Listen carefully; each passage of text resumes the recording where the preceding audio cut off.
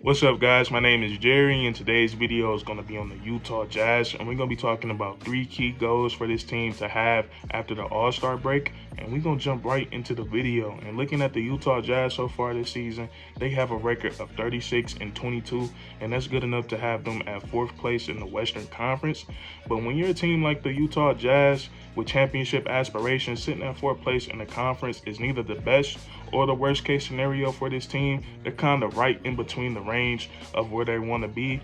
And to me, the Utah Jazz are having a very solid season, but I have seen them struggle a little bit this year. And to be fair to them, their struggles have mostly come from injuries. With that being said, I'm not going to get on here and tell you guys that one of their main goals should be to maintain good health. No, that's a goal for every NBA team. But the 3 goals that we're going to be talking about are goals that's very controllable for the Utah Jazz and something that's going to help aid them in their championship run. And the first goal that I think the Utah Jazz need to attack is adding depth to this team. And I think the Utah Jazz were a little disappointing at the trade deadline, getting Herman Gomez and Nickeil Alexander-Walker. I don't think those 2 guys are going to come in and make an immediate impact. And Nickeil Alexander-Walker, he possibly could if he can get his shooting efficiency, if he could raise that a little bit. He just hasn't been that consistent from the 3-point line so far in his career.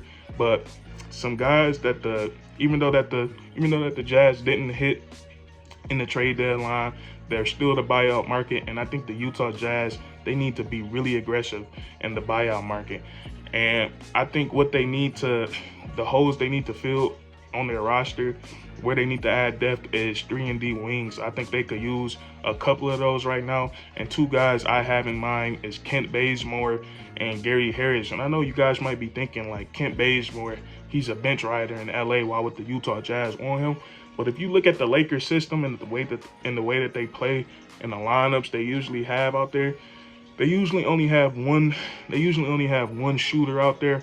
And Kent Bazemore is a guy that's he's gonna hit his wide open shots. He isn't a Klay Thompson. He isn't Steph Curry. He isn't gonna hit the craziest threes.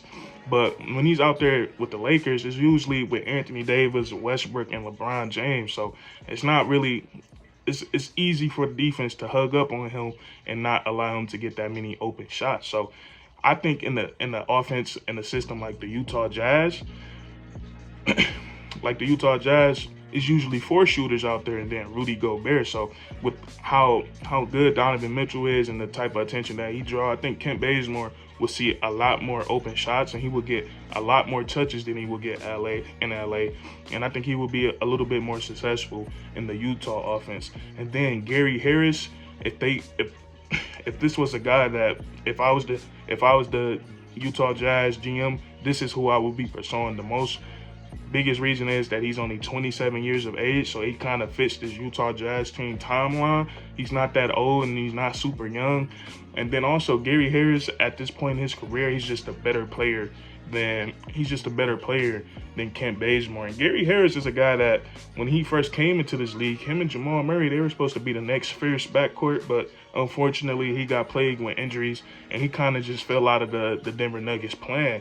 And now over these last couple of years, Gary Harris, he's been playing solid basketball. He's been rebuilding his basketball resume, and now I think he can help a championship contending team win the championship. He's a really great catch and shoot shooter. And then also he's pretty underratedly athletic. He's a very athletic guy. And then on the defensive side of the ball, he plays some really tough and great on-ball defense. So I think the Utah Jazz should look to add some depth to their team, and I think their depth should be 3-and-D wings.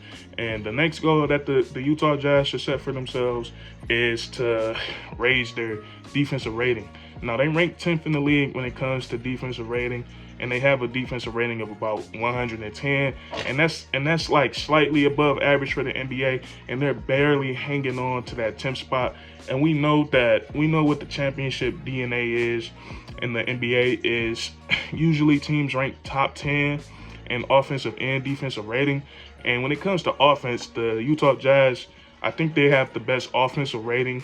If not, they're one of the most historical teams when it comes to scoring the basketball. They have no problem doing that. But I think if the Jazz if they want to put themselves over the top, they need to look to raise their defensive rating and try to get it to at least like 7th or 8th place, maybe 6th place. And if they could crack top 5 when it comes to defensive rating, they're damn sure a lot to get to the NBA Finals. And this is a team that's more than capable. They're more than capable of doing that. They have great individual defenders. Three-time defensive